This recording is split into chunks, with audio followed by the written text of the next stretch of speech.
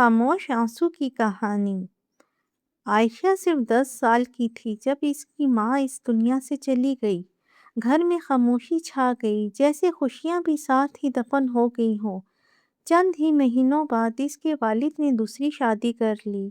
شروع میں سب ٹھیک لگ رہا تھا، مگر یہ سکون عارضی تھا۔ سوتیلی ماں کی آنکھوں میں عائشہ کے لیے عجیب سی سختی تھی۔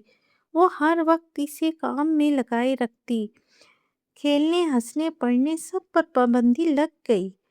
عائشہ بس چپ چاپ سب برداشت کرتی رہی۔ اس کے آنسو اکثر رات کے اندھیرے میں بہتے تھے، مگر کسی نے کبھی اس کی خاموش چیخیں نہیں سنی۔ صبح سورج نکلنے سے پہلے ہی عائشہ کو جگا دیا جاتا۔ وہ نیند سے بھری آنکھوں کے ساتھ برتن دھوتی۔ سوتیلی ماں کی آواز ہر وقت گونجتی رہتی، جلدی کرو، ذرا سی دیر پر ڈانٹ اور کبھی مار بھی ملتی۔ اس کے ہاتھوں میں چھالے پڑنے لگے تھے۔ اس کے والد اکثر گھر سے باہر رہتے تھے اور جب آتے تو سب کچھ نارمل دکھایا جاتا۔ عائشہ نے شکایت کرنے کی کبھی ہمت نہیں کی۔ اسے ڈر تھا کہ شاید کوئی یقین ہی نہیں کرے۔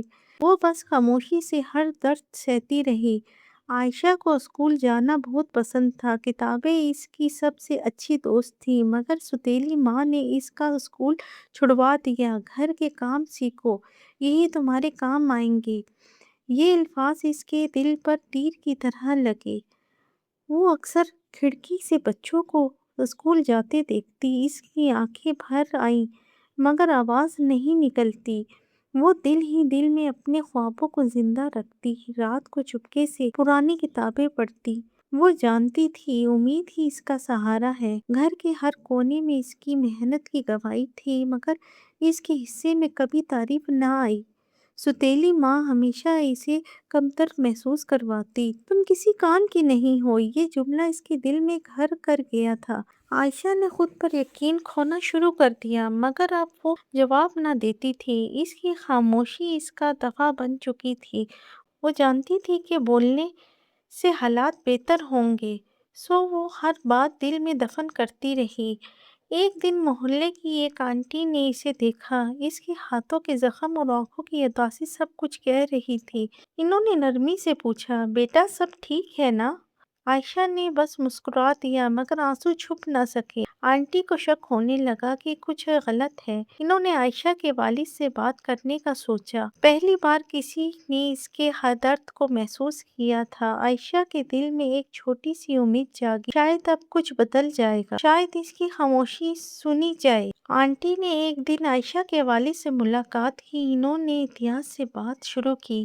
پہلے تو وہ حیران ہوئے، پھر تھوڑے پریشان۔ میری بیوی ایسا نہیں کر سکتی، مگر آنٹی نے مثالیں دی، نشان دکھائے۔ سوچ میں پڑ گئے۔ اس دن انہوں نے پہلی بار غور سے عائشہ کو دیکھا۔ اس کی خاموشی بہت کچھ کہہ رہی تھی۔ ان کے دل میں شک پیدا ہو گیا اور حقیقت قریب آنے لگی۔ ایک رات عائشہ بخار میں تڑپ رہی تھی، پھر اسے کام کرنے پر مجبور کیا گیا۔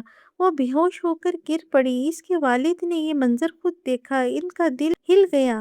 انہوں نے فوراً اسے گود میں اٹھایا۔ آنکھوں میں آنسو آ گئے۔ پہلی بار انہوں نے اس کے درد کو محسوس کیا۔ عائشہ کی خاموشی چیخ بن چکی تھی۔ وہ سچ اب چھپ نہ سکا تھا۔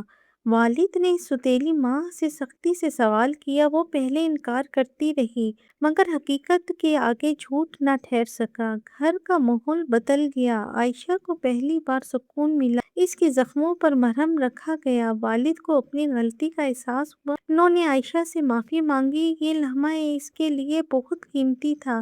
اس کے دل کا بوجھ ہلکا ہونے لگا۔ عائشہ کو دوبارہ اسکول بھیجا گیا۔ اس کی زندگی میں روشنی واپس آنے لگی۔ وہ اب بھی خاموش تھی، مگر دل میں سکون تھا۔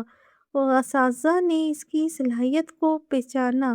وہ پڑھائی میں بہت آگے نکل گئی۔ سوتیلی ماں بھی بدلنے لگی تھی۔ شاید پچھتاوا اس کے دل میں آ گیا تھا۔ گھر میں محبت کا ماحول بننے لگا۔ عائشہ نے معاف کرنا سیکھ لیا اور زندگی نے نیا رخ اختیار کر لیا۔